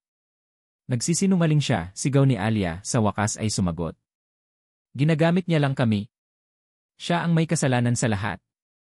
Ngunit ang kanyang boses ay nalunod sa ingay. Walang nakikinig. Ang lahat ay abala sa pagkuha ng mga litrato at video. Rafael Alcantara. Naramdaman ni Rafael ang galit na bumubuo sa kanyang dibdib. Ang ama niya. Walang awa. Ginawa niyang perpekto ang plano. Ang mga peking ebidensya ay napakapani-paniwala. Alam niyang pinaghandaan ito ni Don Emilio ng matagal na panahon. Hinarap niya ang mga reporter, ang kanyang mukha ay seryoso. Ang lahat ng sinasabi ni Don Emilio ay kasinungalingan. Mayroon kaming mga totoong ebidensya laban sa kanya. Siya ang nasa likod ng mga iligal na transaksyon. Siya ang sumira sa pamilya Monteverde. Ngunit huli na. Ang mga reporter ay tila nakaprogram na. Ang mga headline ay nabubuo na sa kanilang isip. Ang mga asset ng iyong kumpanya, Elrea Alcantara, ay imbestigahan, sigaw ng isang lalaking may mikropono, tila mula sa isang station. Mayroon na kaming impormasyon na may mga anomalya sa iyong mga transaksyon. Naramdaman ni Rafael ang panlalamig ng kanyang tiyan. Ang kanyang sariling kumpanya. Ngayon ay inaatake na rin. Hindi niya inakala na ganito kabilis ang pagganti ng kanyang ama. Nilagay niya ang lahat ng kanyang pinaghirapan para labanan ang kanyang ama, at ngayon, unti-unti itong winawasak. Dinala ni Rafael si Alia pabalik sa kanyang silid. Ang mansyon ay nagiging isang kulungan. Mula sa bintana, nakita niya ang mga pulis na nagsimulang dumating. Mayroon ding mga ahente mula sa gobyerno. Sinara na nila ang mga bank account ko, sabi ni Rafael, ang kanyang boses ay puno ng pagkabigo. Pati ang mga ari-arian ng kumpanya ko, ni-freeze na. Gumagalaw si Don Emilio. Napaupo si Rafael sa kama, ang kanyang mga kamay ay nakabalot sa kanyang mukha. Pakiramdam niya ay natalo siya. Ang lahat ng kanyang pagpaplano, ang lahat ng kanyang paghihirap, ay biglang nawasak sa isang iglap. Wala na siyang laban. Wala na siyang kapangyarihan. Tiningnan ni Alia si Rafael. Sa unang pagkakataon, nakita niya ang kahinaan sa lalaking ito. Hindi na siya ang matigas at misteryosong Rafael. Siya ay isang lalaking nasisira rin. Alia Monteverde. Wala na, bulong ni Alia, ang kanyang boses ay halos hindi na marinig. Talo na tayo. Ang lahat ay nawala. Ang karangalan ko, ang pag-asa ko. At ngayon, pati ang iyo. Napakasakit ng pakiramdam ng kawalan ng pag-asa. Naisip niya ang kanyang ama at ate Marisa. Sigurado silang nag-aalala. Siguradong nakikita nila ang mga balita. Anong mukha ang ihaharap niya sa kanila? Lumipas ang oras. Ang araw ay unti-unting lumubog at ang dilim ay bumalot sa silid. Nakaupo si Alia at Rafael sa sahig, magkatabi, sa gitna ng katahimikan. Wala silang salita. Tanging ang tunog ng kanilang paghinga ang naririnig. Ang kanilang mga pangarap, ang kanilang mga laban, ay tila nalusaw na sa kawalan. Biglang may narinig si Alia. Isang katok. Mahina. Sa pinto. Nag-aalangan si Rafael, ngunit bumukas ang pinto. Isang lumang babae, isang katulong na tila bago sa mansyon, ang nakatayo doon. May dala siyang isang maliit na brown paper bag. Para po sa inyo, Ma'am Alia, mahina niyang sabi, at mabilis na umalis. Kinuha ni Alia ang bag nagtataka. Sino ang nagpadala? Walang pangalan. Binuksan niya ang bag sa loob, may isang lumang sobre. At isang lumang litrato. Kinakabahan, kinuha ni Alia ang litrato. Luma ito at medyo burado, ngunit kinilala niya agad ang kanyang ama. Nakatayo siya sa tabi ni Don Emilio Alcantara. Nakangiti sila. Sa likuran nila ay ang isang lupain na puno ng mga guho. Ang mismong lupain na nakita niya sa folder sa library. At sa likod ng litrato, isang handwritten na sulat. Ang katotohanan ay mas masakit pa kaysa sa inaakala mo. Hanapin ang sementeryo ng San Isidro. Nanlamig si Alia. Hindi ito katapusan. Ito ay simula ng isang mas malaking bangungot. Sino ang nagpadala nito? At anong katotohanan ang naghihintay sa kanya sa sementeryo ng San Isidro? Alia Monteverde. Ang maliit na brown paper bag ay bumigat sa kamay ni Alia. Ang litrato ng kanyang ama kasama si Don Emilio, at ang nakakapanindig balahibong mensahe sa likod nito, ang katotohanan ay mas masakit pa kaysa sa inaakala mo. Hanapin ang sementeryo ng San Isidro ay parang isang malamig na hininga ng nakaraan. Walang pag-asa ang naramdaman niya kanina, ngunit ngayon, isang kakaibang pag-asa, o marahil ay pagkausisa, ang nagtulak sa kanya. Hindi ito matatapos sa kanilang pagkatalo. Tinignan ni Rafael ang litrato at ang sulat, ang kanyang mukha ay nag-aalala. Sementeryo ng San Isidro. Bakit doon? Hindi ko alam, bulong ni Alia, ang kanyang boses ay nanginginig. Pero pakiramdam ko, nandoon ang sagot sa lahat. Kung sino man ang nagpadala nito, gusto niyang malaman natin ang totoo. Kahit na nababalot ng takot at pagdududa, may isang bagay na nagtulak kay Alia. Kailangan niya ng kasagutan. Kailangan niyang malaman kung ano ang nangyari sa kanyang pamilya, kung bakit sila naghirap, at kung bakit tila may koneksyon ang lahat sa Alcantara. Doon tayo, desidido niyang sabi kay Rafael. Ngayon na. Walang pag-aalinlangan, tumango si Rafael. CJ. Mag-iingat tayo. Hindi natin alam kung sino ang nagpadala nito at kung anong panganib ang naghihintay. Nagsuot sila ng ordinaryong damit at lumabas mula sa likod ng mansyon. Gumamit sila ng taxi para hindi mapansin. Ang biyahe patungo sa sementeryo ng San Isidro ay tahimik, ngunit ang bawat isa ay may kanya-kanyang iniisip. Ang sementeryo ay nasa labas ng Metro Manila, isang lumang lugar na may malalaking puno at lumang lapida. Nang makarating sila sa sementeryo, bumaba sila mula sa taxi. Ang kapaligiran ay tahimik, ang hangin ay malamig. Ang mga anino ng mga lapida ay humaba sa lupa habang unti-unting lumulubog ang araw. Nasaan kaya sila? Bulong ni Alia, ang kanyang mga mata ay naghahanap. Matagal silang naglakad sa pagitan ng mga lapida, naghahanap ng pangalan na Monteverde. Sa bawat lumang lapida, bumabalik ang sakit sa puso ni Alia. Sa wakas, sa isang lumang bahagi ng sementeryo, sa ilalim ng isang malaking puno ng akasya, nakita niya ito.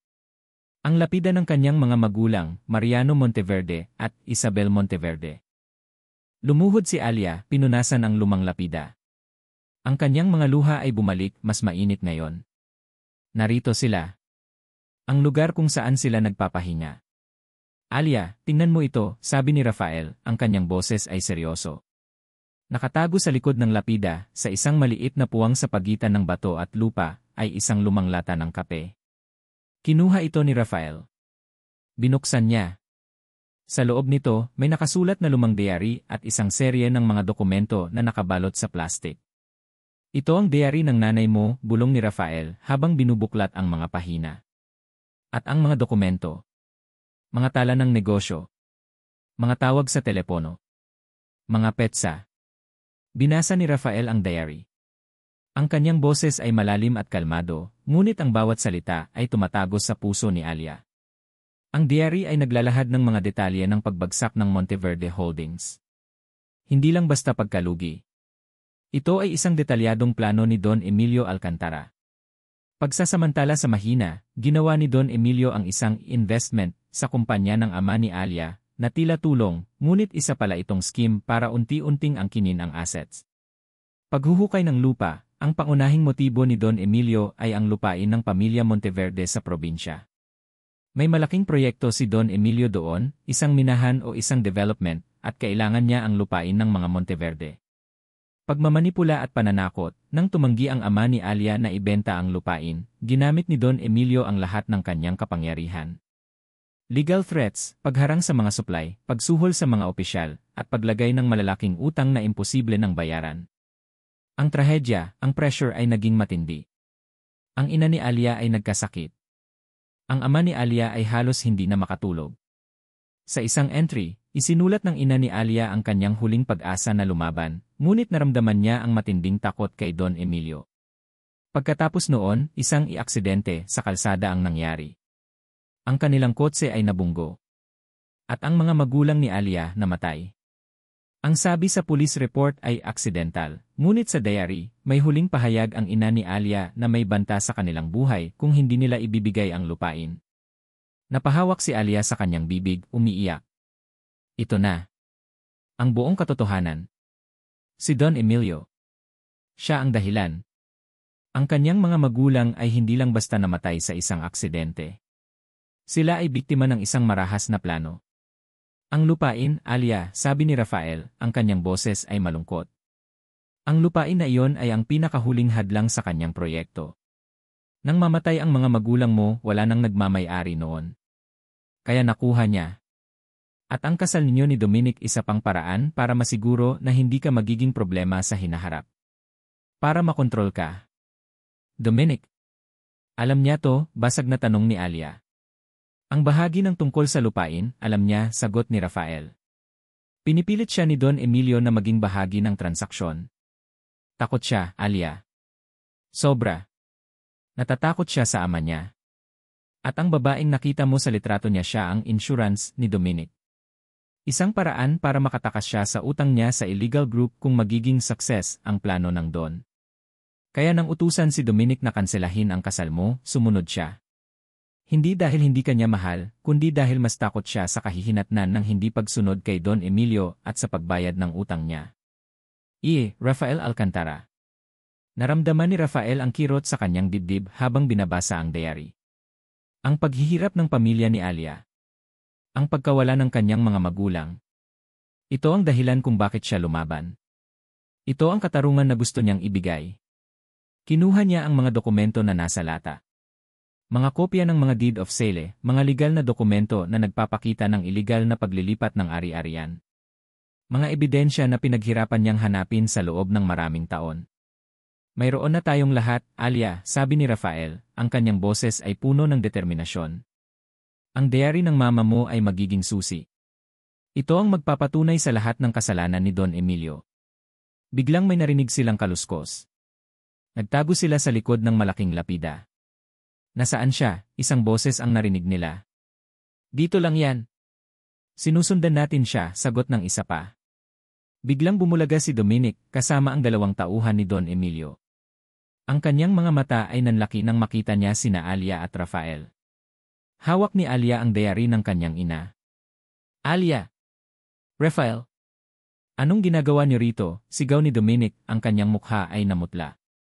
Lumabas sina Alia at Rafael mula sa pinagtataguan. Alia, hawak ang diary, ang kanyang mga mata ay puno ng galit at peghati. Alam ko na ang lahat, Dominic, matigas na sabi ni Alia. Alam ko kung ano ang ginawa ng ama mo sa pamilya ko. At alam ko rin ang papel mo sa lahat ng ito. Ang pag-abandon sa akin sa altar ang lahat ng kasinungalingan mo. Ito ay hindi lang tungkol sa takot, Dominic. Ito ay tungkol sa pagiging duwag mo. Pinili mo ang sarili mo kaysa sa akin. Alam mo ang katotohanan pero itinago mo. Niyuko ni Dominic ang kanyang ulo. Ang kanyang mga tauhan ay nag-aalangan. Alia, pipatawarin mo ako, bulong ni Dominic. Pinilit lang ako ni Papa. Pinagbantaan niya ako.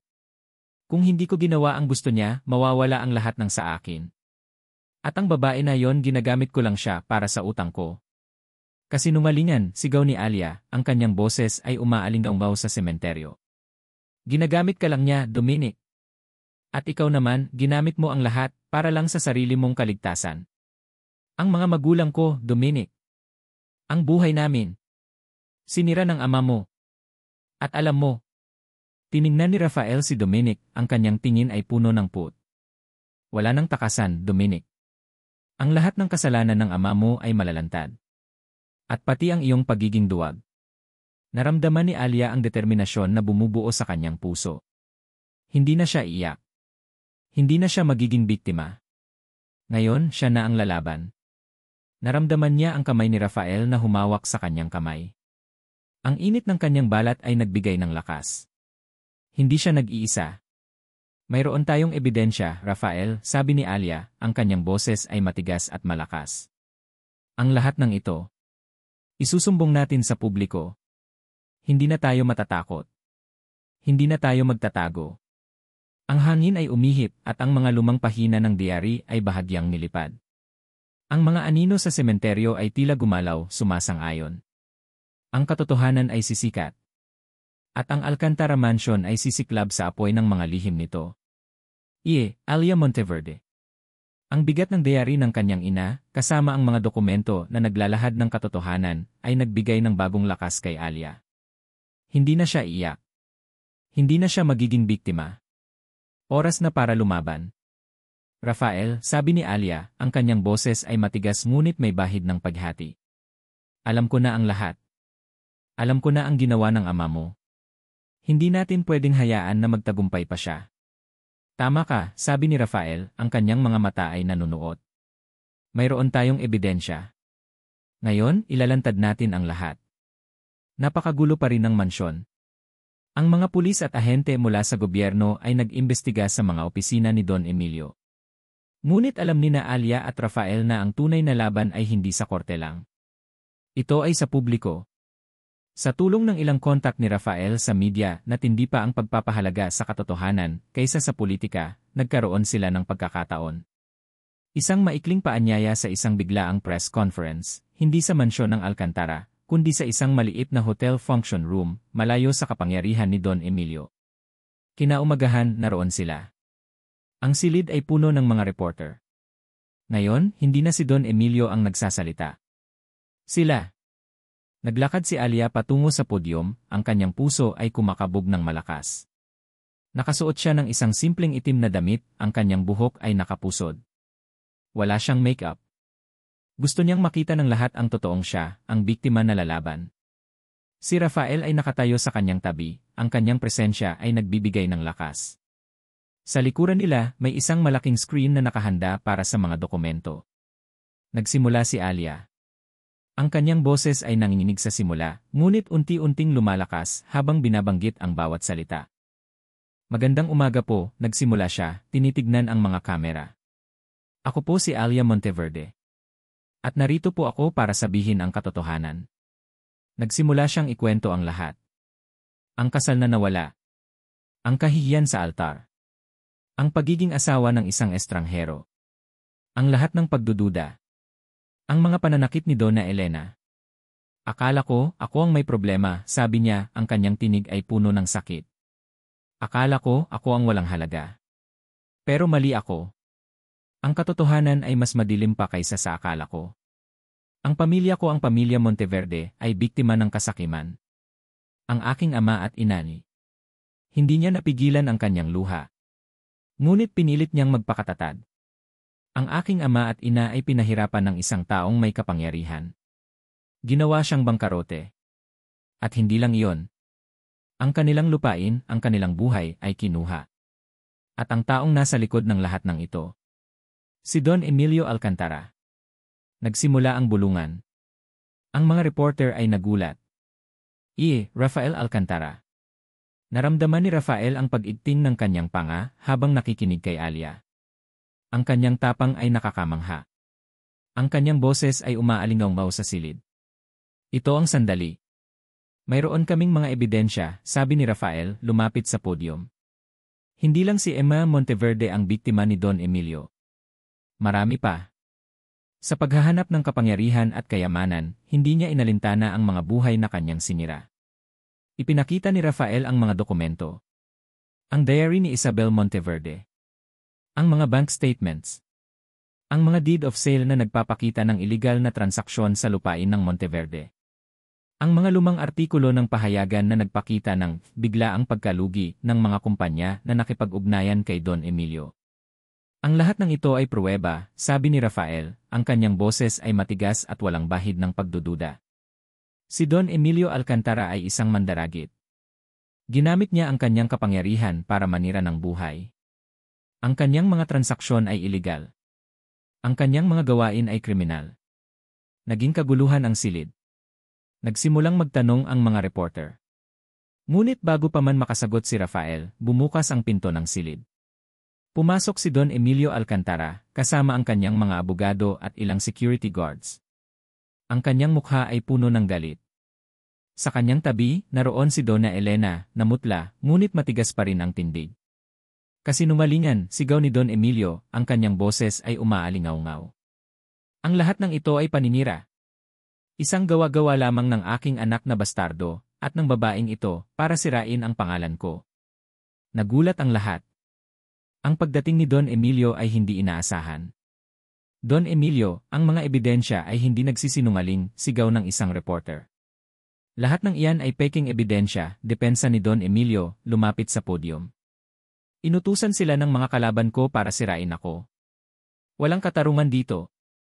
Katarungan, sumigaw si Alia, puno ng put. Ang katarungan ay ang sabihin ang totoo. Ikaw ang sumira sa pamilya ko. Ikaw ang pumatay sa mga pangarap namin. Wala kang alam, sigaw ni Don Emilio, susubukan sanang lapitan si Alia, ngunit hinarangan siya ni Rafael. Tama na, ama, matigas na sabi ni Rafael. Tapos na ang laro mo.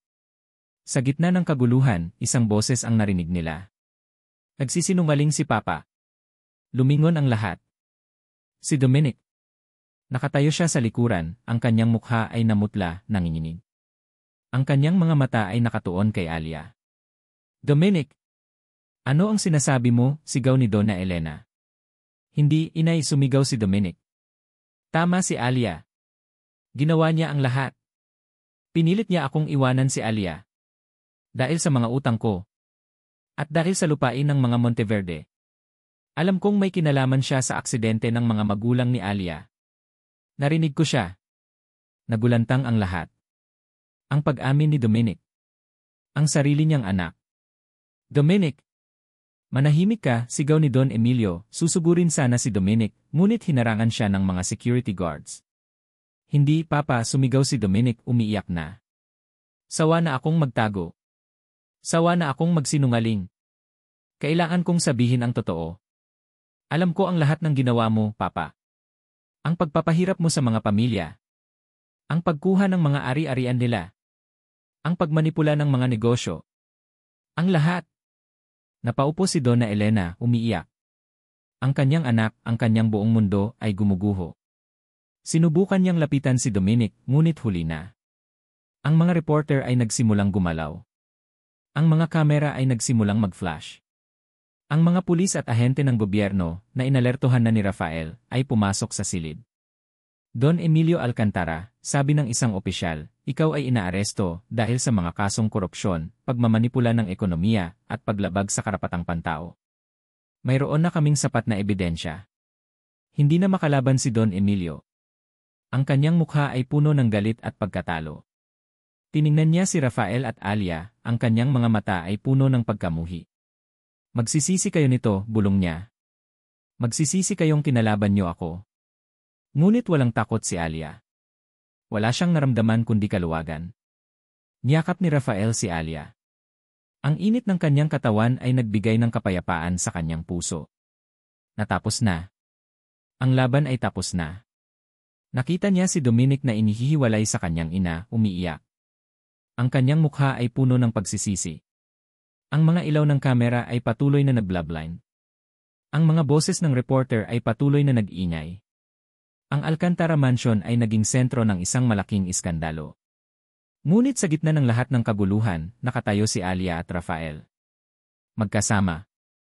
Nanalo. Ngunit ang kanilang kinabukasan ay nananatiling hindi malinaw. Ang laban ay tapos na, ngunit ang pagpapagaling ay nagsisimula pa lamang. Alia Monteverde.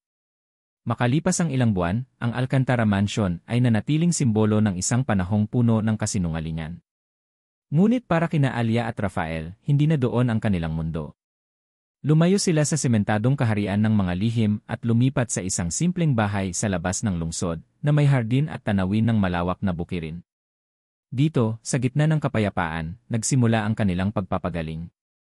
Hindi madali ang paghilom. Ang mga alaala ng kahihiyan sa araw ng kasal, ang pananakit ng mga salita ni Donna Elena, at ang sakit ng pagtatago ni Rafael ay hindi basta-basta nabura. Ngunit sa bawat araw, sa bawat sikat ng araw, nadarama ni Alia ang unti-unting pagbangon. Si Don Emilio Alcantara ay nahaharap sa maraming kaso. Ang diary ng kanyang ina, kasama ang mga ebidensya na inilabas ni Rafael, ay naging matibay na batayan para sa mga investigasyon. Ang imperyo ng Alcantara ay unti-unting gumuguho. Si Donna Elena ay nagkulong sa mansyon, kasama ang kanyang kahihiyan at galit, habang si Dominic naman ay nagpunta sa ibang bansa para magtago sa mga utang niya, at sa pagkatalo ng kanilang pamilya, hindi na nagpakita ng mukha. Si Rafael, bagamat nawasak ang kanyang kumpanya, ay hindi sumuko. Sa halip na magpatuloy sa corporate world, itinuon niya ang kanyang enerhiya sa isang mas makabuluhang layunin. Nagtayo siya ng isang non-profit organization na tutulong sa mga biktima ng land grabbing at illegal activities. Ginagamit niya ang kanyang kaalaman sa batas at negosyo para tulungan ang mga mahihirap na pamilya na ipaglaban ang kanilang mga karapatan. Si Alia ay naging abala sa pagtulong kay Rafael sa kanyang bagong proyekto. Nag-aaral siya ng basic bookkeeping at social work, tinutulungan ang mga pamilyang nangangailangan. Sa bawat pamilyang natutulungan niya, nararamdaman niya ang paghilom ng kanyang sariling sugat. Ang pagbibigay ng tulong ay nagbigay ng bagong kahulugan sa kanyang buhay. Isang hapon, habang nagtatanim sila ng mga gulay sa kanilang maliit na hardin, umupo si Alia sa lupa, pinagmasdan ang paglubog ng araw. Si Rafael ay lumapit at naupo sa tabi niya. "Kumusta ka?" tanong ni Rafael, ang kanyang boses ay malumanay. Pagod, ngumiti si Alia, pero masaya. Nagkaroon ng katahimikan sa pagitan nila, isang katahimikan na komportable at puno ng pag-unawa. Wala nang mga lihim. Wala nang pagtatago. "Alia," nagsimula si Rafael, ang kanyang boses ay bahagyang nanginginig. "Alam kong matagal na ang lahat. At alam kong nasaktan kita noon. Patawarin mo sana ako sa pagtatago ng katotohanan." Tumingin si Alia sa kanya. Ang kanyang mga mata ay puno ng kapayapaan. "Matagal ko nang pinatawad ang Dominic na nag-iwan sa akin. At ikaw, Rafael, naintindihan ko kung bakit mo ginawa. Mahalaga ka sa akin. Pinrotektahan mo ako sa paraan na alam mo. Salamat." Niyakap siya ni Rafael ng mahigpit. Ito ang unang pagkakataon na naramdaman niya ang ganitong klaseng kapayapaan sa piling niya. Isang kapayapaan na matagal na niyang hinahanap. "Ang kasal natin," bulong ni Rafael, "hindi ito nagsimula ng tama. Nagsimula ito sa kasinungalingan sa isang plano. Pero ngayon may iba na akong nararamdaman, Alia." "Ako rin," sagot ni Alia, ang kanyang puso ay kumikirot sa kilig. "Hindi ko inakala na ang lalaking nagligtas sa akin sa araw ng kahihiyan ay ang siya ring magiging lunas sa aking mga sugat. Rafael, pinagaling mo ako." Ang kanilang mga labi ay nagdampi, isang malalim at tunay na halik. Hindi na ito halik ng pagkalito o kasunduan. Ito ay halik ng pag-ibig, pagtanggap at paghilom. Isang linggo ng umaga, pumunta sila sa isang community outreach program na inorganisa ng organisasyon ni Rafael. Nagbibigay sila ng libreng check-up, gamot, at pagkain sa mga residente ng isang mahirap na komunidad. "Alia! Rafael!" Lumingon sila. Si Ate Marisa, nakangiti, papalapit sa kanila. Kasama niya ang kanilang ama. "Ate," masayang sigaw ni Alia, niyakap si Ate Marisa ng mahigpit. "Tatay!" Niyakap siya ng kanyang ama. Proud na proud ako sa iyo, anak. Sa tapang mo. At sa pagiging matulungin mo." Niyakap din ni Rafael ang kanyang biyenan. Ang lahat ng pagdududa, ang lahat ng takot, ay naglaho na. Ang kanilang pamilya ay muling nabuo. Nakita ni Alia ang kanyang sarili na tumitingin sa paligid. Ang mga ngiti ng mga bata, ang pagpapasalamat ng mga matatanda. Ang simpleng ligaya na matagal niyang hindi naramdaman. Sa isang sulok, nakita niya ang isang pamilyar na anino. Dominic. Nakatayo siya sa malayo, nakasuot ng simpleng damit, pinagmamasdan sila. Ang kanyang mukha ay payat at may bakas ng kalungkutan. Ngunit sa kanyang mga mata, nakita ni Alia ang isang bahagyang pagbabago, pagsisisi. Nagkatitigan sila. Hindi nagsalita. Isang tahimik na pag-unawa. Walang put. Tanging awa. Alam ni Alia na si Dominic ay may sariling laban, sariling pagpapagaling. At ito ay hindi na kanyang laban. Ngumiti si Alia kay Dominic, isang maliit na ngiti ng pagpapatawad. Tumalikod si Dominic at dahan-dahang lumakad palayo, nawawala sa karamihan. Alia Monteverde. Napakapit ako sa kamay ni Rafael, ang kanyang mga daliri ay intertwined sa akin. Ang araw ay unti-unting bumaba, nagpinta ng kulay kahel at rosa sa kalangitan. Ang lahat ng nangyari ay parang isang masamang panaginip. Ang kahihiyan, ang sakit, ang pagkakanulo. Ngunit sa gitna ng lahat ng kadiliman, nakakita ako ng ilaw. Hindi ito ang pag-ibig na inaasahan ko. Hindi ito ang pangarap na puting kasal na sinasabi sa mga fairy tale. Ito ay mas totoo. Mas malalim. Ang pag-ibig na natagpuan ko kay Rafael ay hindi dahil sa pag-iwas sa kahihiyan. Ito ay dahil sa tapang na magpatawad, sa kakayahang magpagaling, at sa lakas na lumaban para sa katotohanan. Ang bawat pagsubok ay nagbigay sa akin ng lakas, at sa wakas, natagpuan namin ang totoong pag-ibig sa gitna ng lahat ng kaguluhan. Ito ay isang pag-ibig na binuo sa pundasyon ng katotohanan, pag-unawa, at ang pananampalataya na sa bawat pagbagsak, mayroong bagong umaga na sisikat. At sa bagong umaga na ito, kasama si Rafael, alam kong kahit anong dumating, haharapin namin ito ng magkasama. Dahil ang totoong pag-ibig ay hindi lang tungkol sa simula.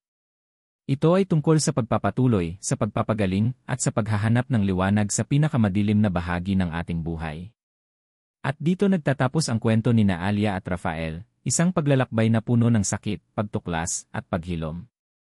Sa mga minamahal naming tagapakinig, maraming salamat po sa paglalaan ng inyong oras upang samahan kami sa bawat kabanata ng buhay ni Alia at Rafael. Buong puso po kaming nagpapasalamat sa inyong walang sawang suporta, sa pagsubaybay sa bawat pagsubok na kanilang pinagdaanan, at sa bawat emosyon na inyong naramdaman kasama nila. Bilang inyong manunulat, naging isang napakayamang karanasan ang paghabi ng kwentong ito. Bawat karakter ay tila nabuhay sa aking paningin, at bawat twist ay isang hamon na ilatag ng may pag-ingat. Maraming beses akong napaiyak kasama ni Alia sa kanyang sakit, naramdaman ang bigat ng lihim ni Rafael, at nakita ang paglago ng kanilang pag-ibig sa gitna ng unos. Ang bawat salita ay isinulat ng may pagmamahal at pag-asang makapaghatid ng malalim na mensahe. Sa bandang huli, ang kwentong ito ay isang paalala na sa pinakamadilim na sandali ng ating buhay, kung saan tayo ay iniwan at sinaktan, mayroon pa ring pag-asa. Mayroong pag-ibig na naghihintay, isang pag-ibig na hindi nabubuo sa kasinungalingan kundi sa katotohanan, sa pagpapatawad, at sa kakayahang maghilom. Ito ay isang paalala na ang tunay na kapangyarihan ay nasa paghahanap ng katarungan, at ang tunay na kaligayahan ay nasa pagtanggap sa nakaraan at pagbuo ng isang mas maliwanag na hinaharap kasama ang mga taong handang lumaban para sa iyo. Sana po ay naiwan sa inyong mga puso ang mensahe ng kwentong ito. Nagagalak po kaming malaman ang inyong mga saloobin at damdamin. Ano po ang inyong pinakagusto sa kwento? Ano po ang nagpaiyak sa inyo o nagbigay sa inyo ng pag-asa? Malugod po naming tinatanggap ang inyong mga komento. Muli, maraming salamat po sa inyong lahat. Hanggang sa muli nating pagkikita sa susunod na kwento. Tunay na inyong abang manunulat. Bawat tibok.